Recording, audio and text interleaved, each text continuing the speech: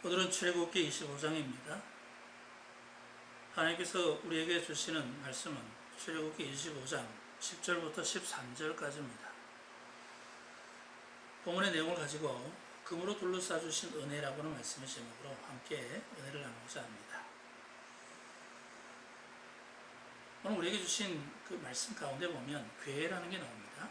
교회는 증거교회라고 하기도 하고 언약교회, 또 때로는 법궤라고도 합니다. 이 증거궤는 장방형으로 된 사각형 상자 모양으로 되어 있습니다. 그 안에는 아주 중요한 세 가지가 들어있는데 하나님의 사역을 상징하는 세 가지가 들어있죠. 십계명이 기록되어져 있는 두 돌판과 만나가 들어있는 항아리, 그리고 아론의 쌍난지팡이가 들어있습니다. 이 언약궤는 하나님의 임재를 상징하는 것인데 성소의 가장 깊숙한 곳, 아주 중요한 곳인 지성소에 모셔져 있습니다.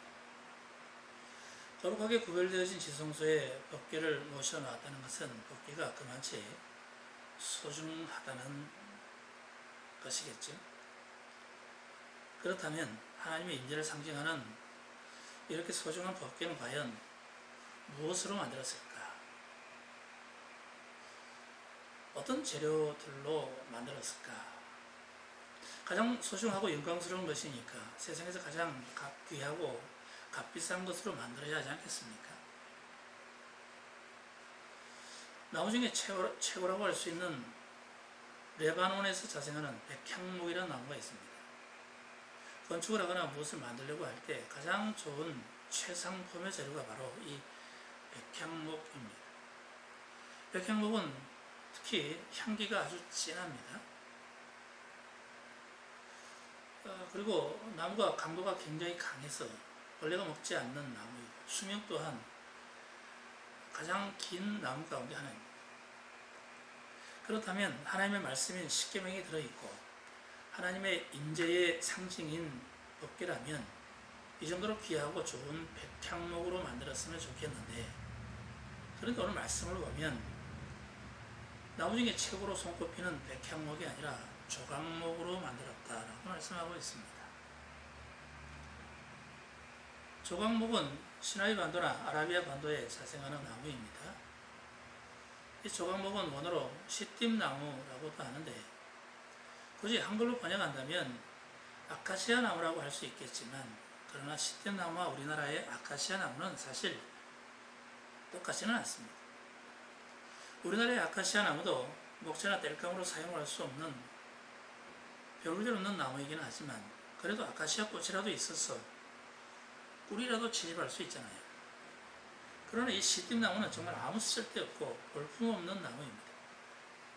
그늘을 만들 만큼 잎사귀가 무성한 것도 아니고 그렇다고 해서 가지가 쭉쭉 뻗어서 크게 자라는 것도 아니고, 그러니 목재로도 못 쓰고 땔감으로도 그저 그런 나무입니다.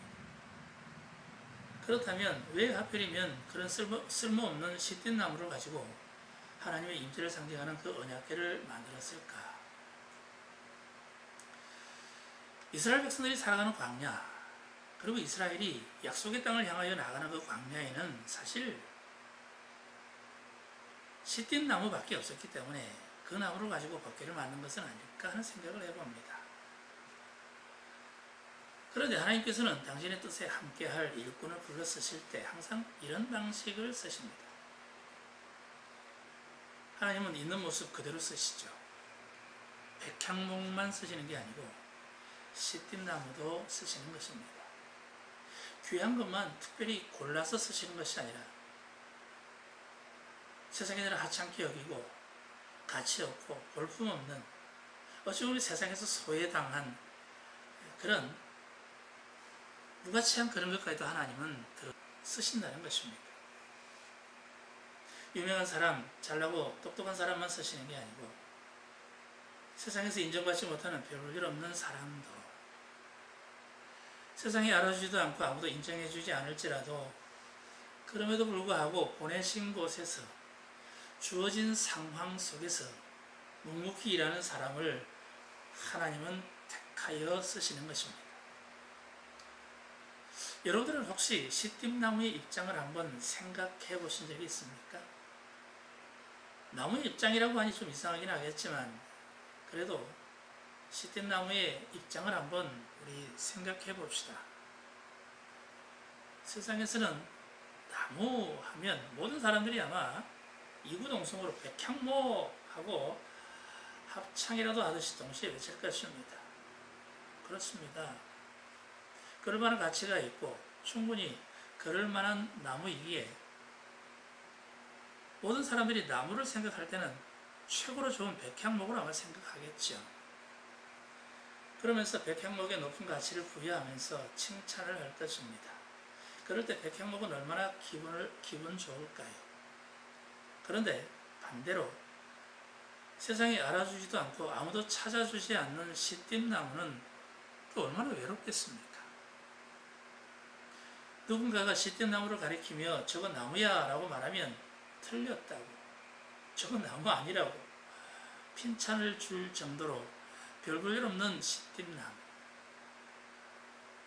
광야에 마치 버려진 듯 외롭게 서 있는 시띠나무는 그럼에도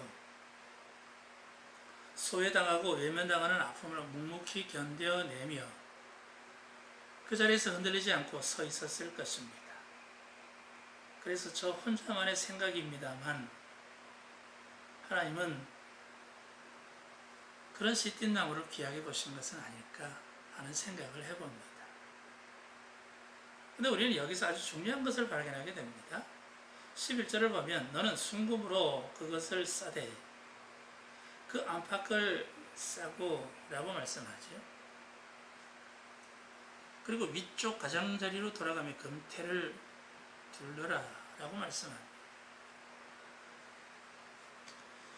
시띠나무의 본질적인 가치는 정말 가치도 없고 쓸모도 없고 세상에서 아무도 알아주지 않는 볼품없는 나무인 것이 사실입니다.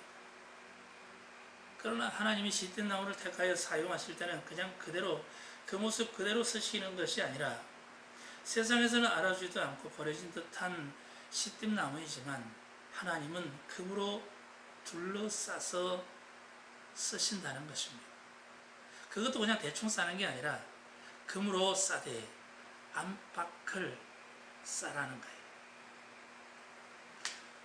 시띠나무인 것이 드러나지 않도록, 알지 못하도록, 시띠나무가 보이지 않도록 하나님의 영광으로 다 덮어서 존귀하게 만들어서 하나님이 그렇게 쓰시겠다는 것이죠.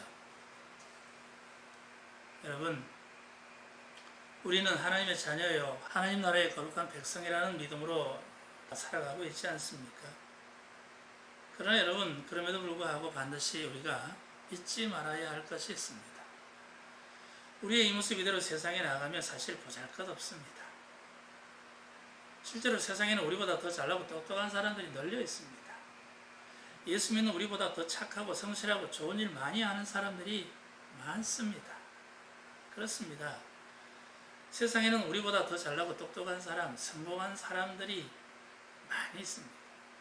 그러나 나는 비록 그들보다는 부족하고 연약하지만 정금같이 귀한 하나님의 은혜로 감싸주시고 우리를 죄 가운데서 구원하신 영광의 능력으로 덮어주실 때 그때 비로소 우리의 모습은 세상에서 더욱 빛나고 아름다운 존재가 되는 것입니다. 시띠나무와 같은 나는 비록 가치 없고 별 볼 일 없고 아무도 알아주지 않지만 그런 시띠나무를 하나님의 영광으로 덮어주시고 우리의 연약함과 허물 때문에 우리의 수치가 보이지 않도록 안팎으로 다 둘러싸라는 거예요. 그리고 그 위에 가장자리 이렇게 둘러가면서 금태로 둘러라라고 말씀하십니다. 하나님의 은혜로 말미암아 하나님의 영광을 우리에게 덮어주실 때 나는 비록 초라하고 부족한 존재이지만 세상에서 가장 아름답고 빛난 존재로 드러나게 되는 것입니다. 그런데 여러분, 저는 이 부분에서 여러분들에게 찬물을 끼얹는 듯한 말을 해야 할 것 같습니다. 그것은 무엇인가 하면 시띠나무와 같은 우리들은 순금으로 덮어주셔서 거룩한 성전의 기물로 사용해 주신 것은 우리에게는 참으로 큰 은혜요 복이지만 그런 가운데서 우리가 잊지 말아야 할 것이 있다는 것입니다. 그것은 우리가 아무리 하나님께 택함받아 거룩한 도구로 사용되어질지라도 우리의 본질을 잊지 말아야 한다는 것이죠. 우리가 시띠나무라는 것을 항상 잊지 말아야 한다는 것입니다. 마가복음 2장이나 누가복음 5장 17절 이하에 보면 하루는 예수님께서 갈릴리의 각 마을과 유대와 예루살렘에서 온 바리새인과 율법사들이 앉았을 때 말씀을 가르치셨는데 그때 가버나움에 사는 한 중풍병자를 사람들이 침상채 메고 와서 예수님 앞에 들여놓고자 했습니다. 그러나 너무 많은 사람들이 몰려 있어서 문 입구에서부터 사람이 가득 차 있기에 한 사람이 들어가는 것도 쉽지 않은데 침상채 메고 들어간다는 것은 사실 불가능한 것이거든요. 그래서 그들은 지붕으로 올라갔습니다. 그래서 기와를 뜯어내고 병자를 침상채 무리 가운데로 예수님 앞에 달아 내렸습니다. 천장에서는 흙덩이가 후두둑 후두둑 막 떨어졌겠지요. 온 집안에는 먼지가 일어나고 소동이 일어났을 것입니다. 그런 가운데 흙먼지 속에서 실루엣처럼 보여지는 병자의 모습은 걱정과 안도감으로 그리고 간절함과 어색함으로 뒤범벅이 되어 있었겠지요.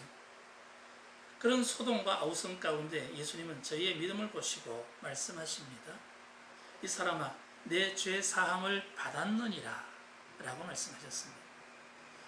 이런 모습을 지켜보며 죄 사함의 말씀을 들은 바리새인과 율법사들은 이건 신성모독이다 라고 생각했습니다. 그러든지 말든지 여기서 아주 중요한 말씀을 하십니다. 중풍병에서 고침받은 그를 향하여 말씀하시죠. 내 죄 사함을 받았느니라. 일어나 내 침상을 가지고 집으로 가라 라고 말씀하십니다. 아니 병이 나았으면 됐잖아요. 죄 사함으로 구원받았으면 끝난 일인데 왜 하필이면 그가 누워있었던 그 침상을 들고 집으로 가라고 말씀하셨을까? 여러분은 이에 대하여 한번 생각해 보신 적이 있습니까? 여러분, 중풍병자가 누워있던 그 침상은 어떤 침상입니까? 그 중풍병자에게 있어서 그 침상은 그 사람이 그동안 살아왔던 삶의 상징과도 같은 것입니다. 중풍병이 들어서 침상에 누운 채로 침상에서 먹고 자고 또 배설까지도 침상에서 해야 했을 것이고 어찌 보면 그의 인생 전부가 그 침상 위에서 다 이루어졌을 것입니다.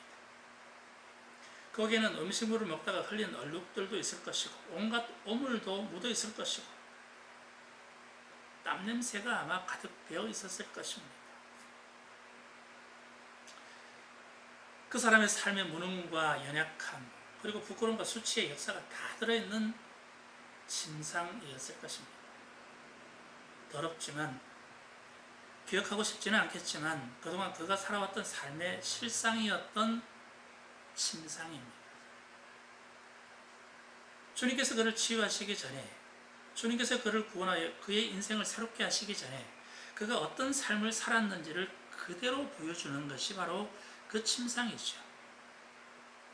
그래서 주님께서 내 침상을 들고 집으로 가라고 하신 것은 네가 본 뒤 어떤 사람이었는지 잊지 말라는 말씀입니다. 사람이 뭐가 조금 잘 되고 조금 좋게 변하면 환경이 좀 좋아지고 좀 가진 게 좀 많아지고 하면 사람이 우쭐대고요. 교만해집니다. 높이 올라가다가 자빠지고 넘어지는 경우가 참으로 많죠. 우리가 하나님의 은혜와 하나님의 복 주심으로 인하여 우리의 인생의 가치가 달라지고 존재의 가치가 달라져요. 하나님의 영광이 우리를 덮어주셔서 세상에서 빛나는 존재가 되었을지라도 우리의 본질을 잊지 말아야 한다는 것이죠.